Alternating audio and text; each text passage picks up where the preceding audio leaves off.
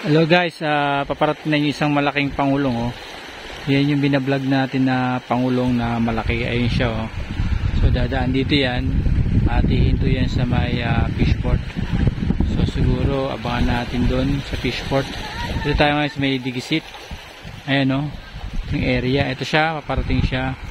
Hindi ko alam kung may huli na isda, pero hindi yan dadaong na walang huli. So yan si Lexin. Hindi ko pa nakikita pero alam ko Lexin ang pangalan ng pangulong na ito. Ayan. So subukan nating puntahan sa fishport kung ano ang makikita natin dito sa huli ng mga isda nitong pangulong na si Lexin. Ayan. Ayan natin. Si Lexin yan eh. Alright. So let's go.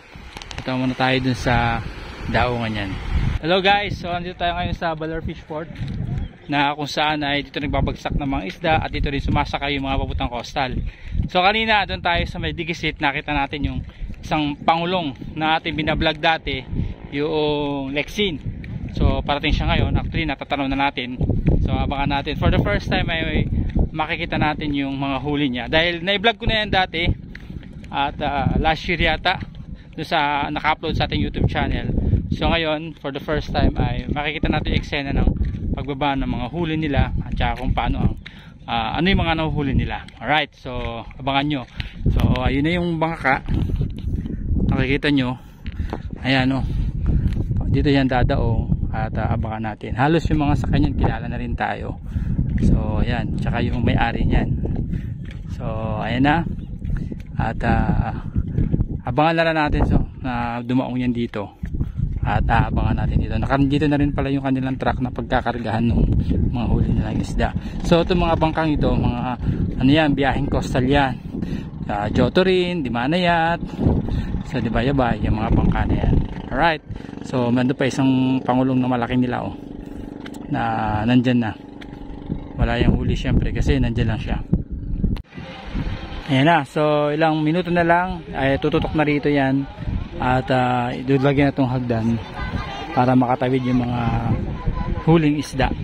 Yan, siyempre naka cooler na yun sa loob. So wala pa rin tayong idea kasi first time natin itong ma-experience, yung maka-witness, makakita ng pagbababa ng huli ng isda, kung gaano nga talaga kadami ang nahuli ng FB Lexin. Kasi dati nabablog lang natin yan, itsura niya, ang makina niyan, gaano siya kalaki, pero never pa tayo nakakita ng actual na huli, kung gaano nga ba karami ang huli ng FB Lexin na to. Isa tong pangulong, mother boat, sabi niya, mother boat.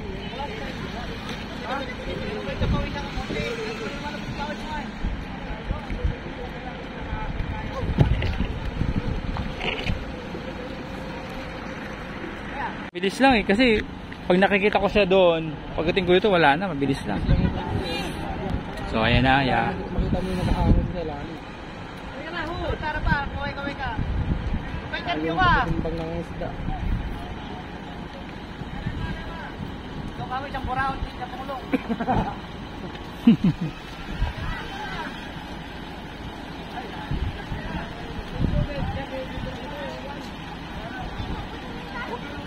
Yun pa rin ba kapitan dito?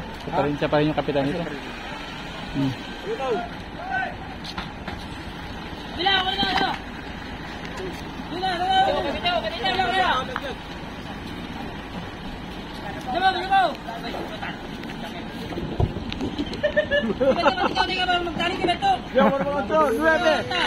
Namayat na nga sa kapito ay lumulog na. Paparinig ka na sa plaka na. Hindi mo yan nakakaroon dyan. Siya ang mawak ay. Tarik ka. Yan ka ba na wala eh, lumit?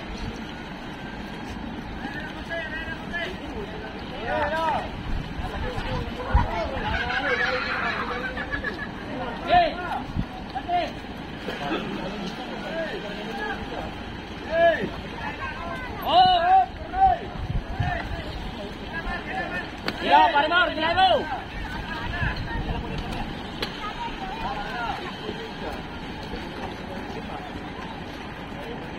Okay, Corney, Parimar!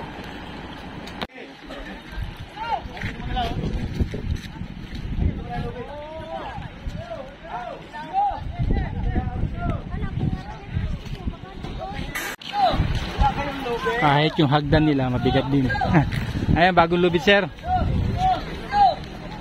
Palit lubid. Dagdag ng buya. Dagdag kayo ng buya. Tanim ng tanim. Tanim lang ng tanim ng buya.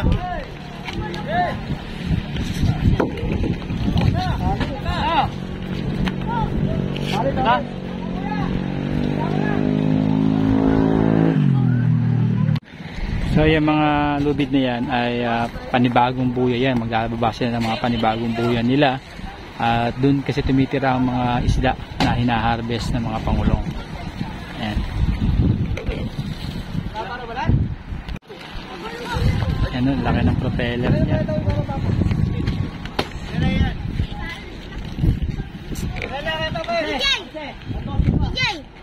Ano silang bangka? Itong huli. Ano po, tutulingan? Ano yan?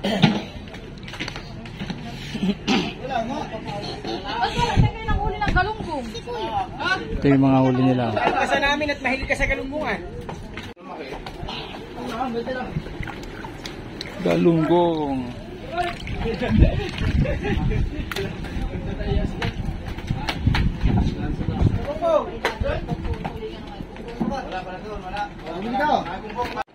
One, 2, 3, 4, 5, 6, 7, 8, 9, 10, 11, 12, 13, 14, 16 nga oh.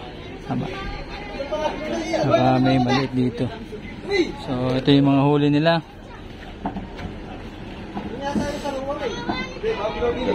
Parang ano po ito no, tulingan. Niliit.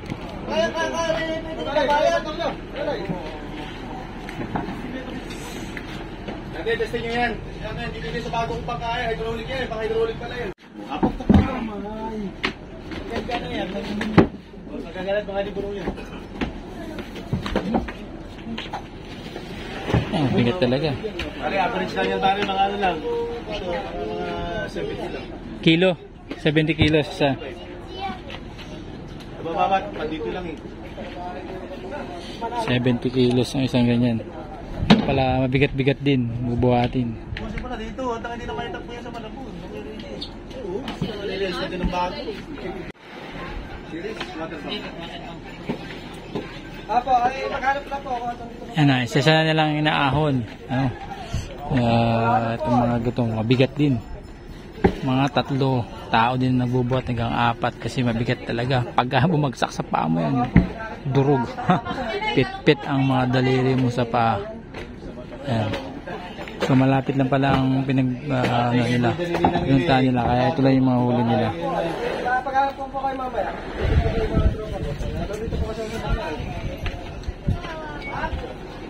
Tulungan muna natin dito. Para natin tulungan. Sige mo na yung ano sa muna yan ha. Layo. Buka mo na yung ito first. Talaga naman para ka namang... Okay na. Kuya, ito lang. Babayo na yung galunggong. Isa Steve ba?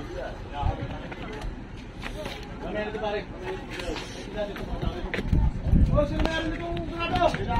Kuya! Kuwawa na may galunggong tulad yung pakin. Ay, baba.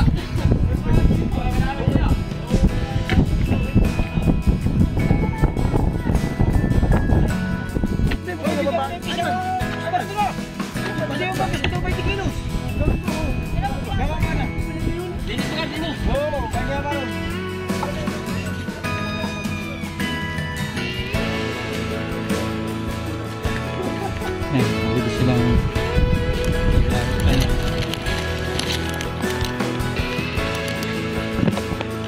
grado.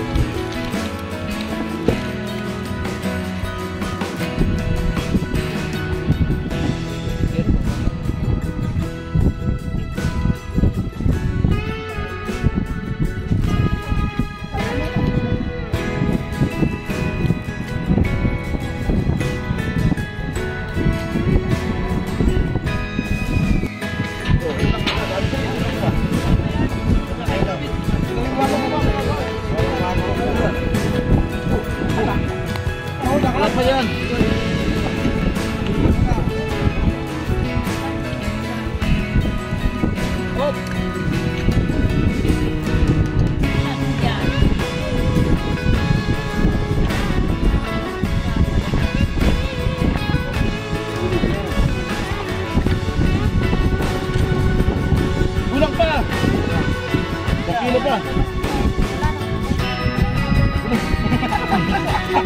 dalawang limang yun. Lift ito ha. Sige, kalahati na lang. Yan! Nagalaw ba? Dalawa pa. Dalawang braso. Yan. At biglang tumawag si Mrs. kaya dali-dali tayong naghanda upang umalis. Kaya iniwan natin ang eksenang ganyan kung paano ang Lexing ay dumawang at nagbaba ng maraming isda at ng kanilang mga huli ay agad ding naibenta ng mga lokal na mga nangangalakal.